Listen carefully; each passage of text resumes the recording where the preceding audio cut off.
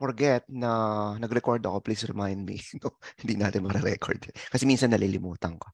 Okay, 2019 administration, welcome. So thank you for joining us today.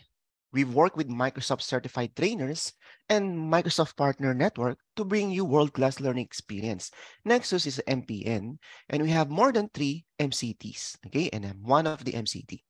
Microsoft Certified Trainers Instructor is a premier technical and instructional expert who meets ongoing certification. Every year, meron kaming some sort of CPD, which we need to attend.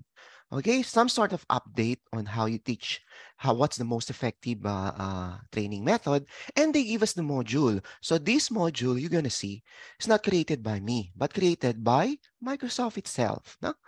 So we also have customer satisfaction guarantee. We're gonna ask for feedback later, and we wish you a great learning experience and ongoing career success. So right after the training, yung 4 days training, actually 4 days to eh. Today is theory. Actually, may demo. I'm going to be showing you how to build machine. And then you're going to perform this one tomorrow. Okay?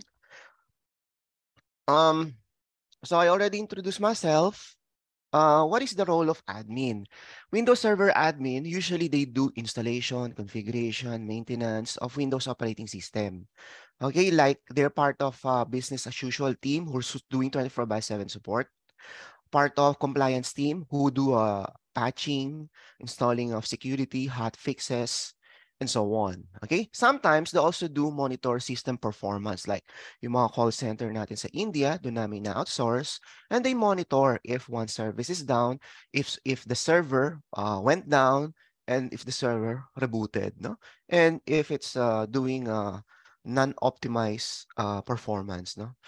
Then we also implement security best practice. Okay, like we lock all the ports, we shut down all the services not needed, and we uninstall programs which is not being used. Okay, for security reason. And we provide technical support to consumers. So probably some of you supporting America, Europe, or Australia. No? So about this course, anybody can join this one, or anyone who has passion to learn Windows, even if you have no idea. Now, this is the beginning point. This is the first step of the ladder. Some of you will be confused, pero don't worry.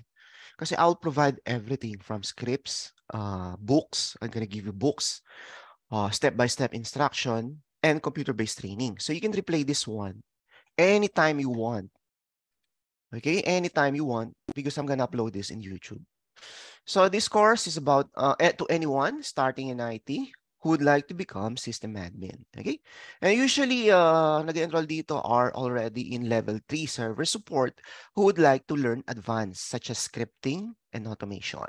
And the iba naman are on level 1 or level 2 desktop support who would like to level up sa server admin. Okay? Gusto nilang mag-mature. And someone may experience na sa Windows but would like to know how to automate yung tedious tasks. Audience is who wants to learn about core admin components like Active Directory, ano ba yung FISMA role, no? And how do AD replicates to other AD, no? And audiences, yun nga, who want to automate tedious system admin job, you might be wondering, ba't 10 kayo sa team ninyo? No? Ba't di na lang 2? Diba? Kaya naman gawin to kasi after nun, wala nang ginagawa yung iba. Diba? So automate nyo na lang. And meron dito mga best security practices na you have to lock down mga ports na hindi naman kailangan. No? And another audience is yung may experience na in Windows operating system. Okay? Course outline, module 1. Ang dami natin gagawin today. No, le-lecture natin. Demo ko na. First, we gonna create a server, tatlong server in Hyper-V environment. So, I'll give you a visual of what will happen today. So, this will be our project. Okay, ito yung project natin. So, we're gonna build more than 12 projects. Before kasi 12 lang, ngayon nagdagdag pa ako. Project number 1 that you're going to build for the next 3 days are 3 virtual machine.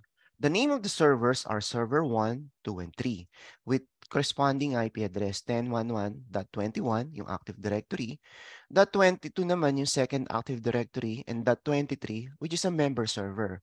Mind you, server 3 is just for testing. Okay, test natin. Maglalag tayo dito and titingnan natin if we were granted access. Okay? Then, here you are sitting in Philippines or any other country. No, may overseas students din eh. Nakakonect sa modem ninyo and then you can connect to cyberspace. And then you will connect to my router. I'll give you the IP address tomorrow and the port number. And then you will be routed to your Hyper-V host. Okay? So kayo gagawa ng Hyper-V ninyo. Okay? Within the Hyper-V, you will build 3 virtual machine. Okay? Yan ang project number 1. 1 pa lang yun. Eh? Okay? Let's move on sa project number 2 natin, Active Directory Administration. So in Active Directory Administration, Project 2, you will install Active Directory sa Server 1 as well as a second Active Directory in Server 2. Why you need 2? For best practice, you need at least 2 so you can fail over just in case the first server is unreachable. Okay, that's 2. Module 3, you will create users using PowerShell. So you will log in dito sa Server 1. Okay, you will create 100 users using PowerShell script. Okay, so once successful, since our 2 servers are replicating, those 100 users should be replicated dito sa second Active Directory. So lalaging kayo dito, check nyo, nakreate nyo ba yung 100? Okay? That's one way to confirm. Module 4 naman, you need to maintain Active Directory. So let's say the file was deleted accidentally by user sa server 1.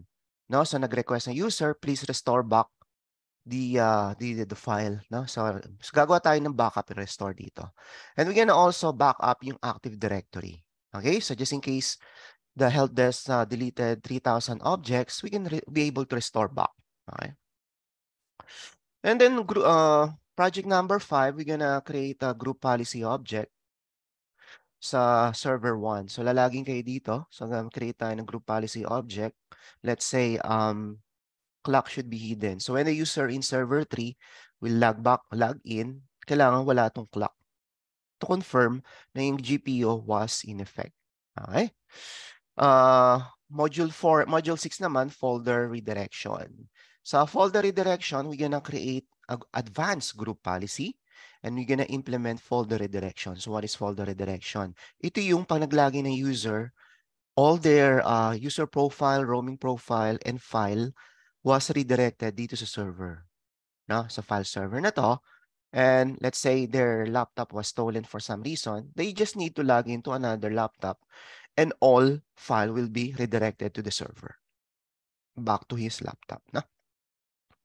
Some sort of redundancy. And then meron tayong file service resource management for the user na, let's say, nakakapag-save sila ng unlimited disk space, no? And gusto nating i-control. Let's say, standard user, 100 megabyte lang. Pwede yan. So, gagawin natin dito, mag-implement tayo ng FSRM. Set natin si user number 1, 100 meg quota. So, pag lagi ni user 1 sa server 3, then nag-save siya ng 2 gig, prohibited siya. She won't be able to save the file kasi nga may quota. Okay? Limited. And then we're gonna have DFS. Sa DFS naman, distributed file system, meaning the file saved in Active Directory 1, let's say in Sydney, and then meron ka ding file server na nasa Manila, they will do replication. Okay? So yung server na nasa Manila, let's say for some reason naputol yung telco, unavailable yung network, hindi siya makaka-access, right? So, ang gagawin ng DFS, ira-route yung traffic ni user 1 to Sydney's file server. Okay? Some sort of failover mechanism. And then next project natin, DHCP. Napaka-simple lang nito. So, DHCP, pag nag-login si user 1 dito, tapos naka-dynamic, magbabato si server 1 na may DHCP role ng IP address dynamically. Okay, ganun lang siya. And then we're gonna do failover. So, papatayin natin itong server 1, no? Tapos magla-login tayo dito, mag-release renew, hugot tayo ng IP dito. Kasi nag-fail over na to. Okay? So we're gonna put failover DHCP dito. Some sort of failover scenario used in disaster recovery. And then we're going to troubleshoot what went wrong. And then we're going to go to DNS to resolve hostname resolution. No? And then failover din natin yung DNS na yan from server 1, failover natin sa secondary server natin. Tapos, test natin. Meron tayong DNS client, piping natin kung nagre-resolve ba. Once confirmed, nag-resolve, you have successfully completed the disaster recovery solution. Okay? So some sort of DR testing yan.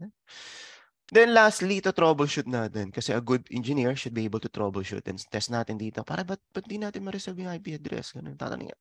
Anong problema? No? Dito na papasok yung skill ninyo that you learn in Nexus. Troubleshooting. No? So dito tayo binabayaran. No?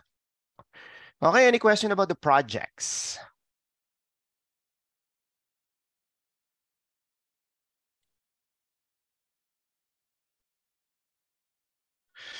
Okay, Module 1, Server 2019 Implementation, Lesson 1, Intro to Server.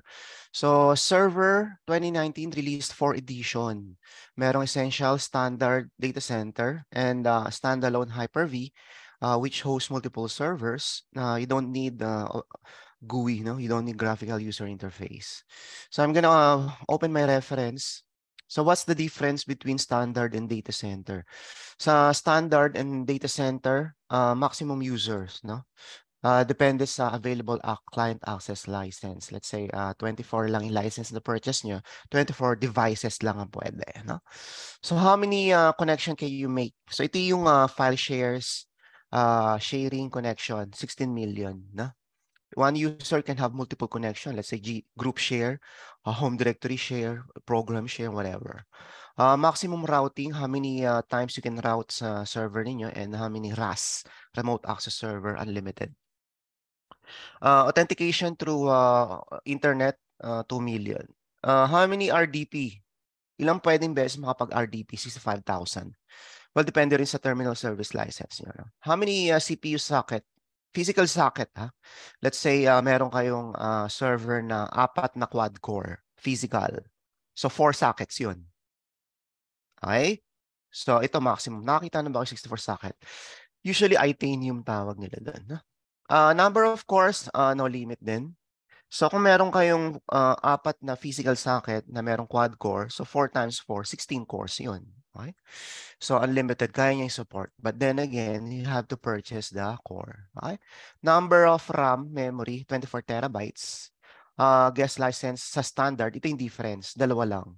So, you can spin up 2 virtual machine sa standard editions. Data center, unlimited. Okay? Windows container, unlimited. Hyper-V container, dito dalawa lang. Yun ang biggest difference lang niya, no? Yun lang yan. Not much. No? Hardware requirements, anong requirements na kailangan nyo? 64-bit. Well, anybody, lahat naman ng motherboard 64-bit na. Diba? Processor speed is only 1.4, minimal. RAM ninyo, you only need 512 daw. Pero depende sa rows. Space is 32 gig lang. Na? So licensing and activation, minimum kailangan ma-activate nyo 8 core. Okay? Lahat ng physical core must be licensed. Yun nga, kung meron kayong 4 na CPU socket na may quad-core H16 yun, dapat ma-activate yun. Okay?